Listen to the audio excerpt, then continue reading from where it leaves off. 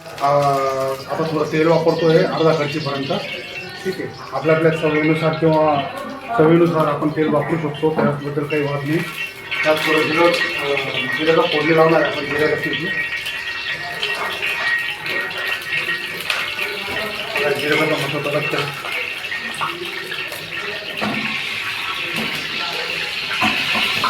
जिऱ्याची फोडणी टाकल्यानंतर यात आपण थोडा कांदा टाकूया.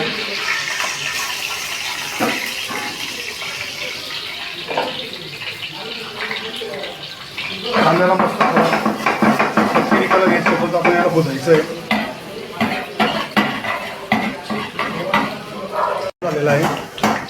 त्यानंतर आपण यात थोडे टमाटर टाकणार आहेत.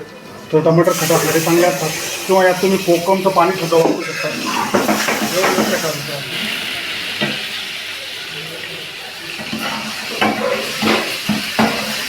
आता मी थोडी पेस्ट ॲड करू.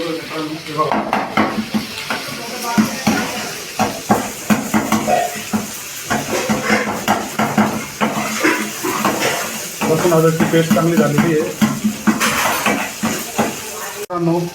इथे टमाटर आणि याचा लसूण अद्रकचा चांगला पक्की बनवला आहे. त्याच्यामुळे गॅसची फ्लेम कमी करून घेतली.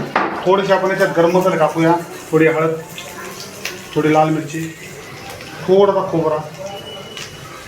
त्यानंतर हा आमचा सिक्रेट मसाला आहे, आशिष मसाला हॉटेलचा.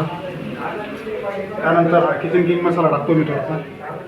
त्यानंतर थोडंसं तुमचा मटन मसाला व ही थोडी कस्तुरी मेथी टाकलेली आहे.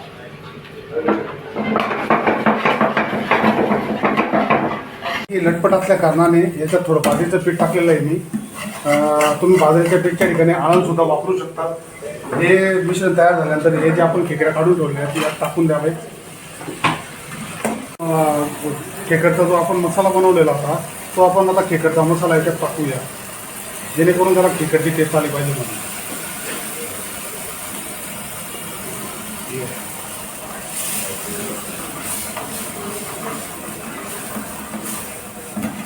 बघा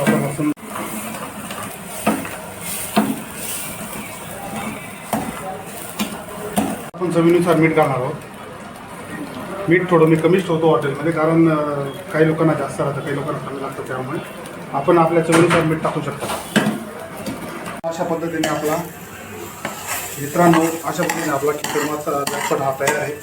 तुम्ही बघता किती सुंदर कलर आलेला आहे, किती सुंदर असे शिजलेले आहेत.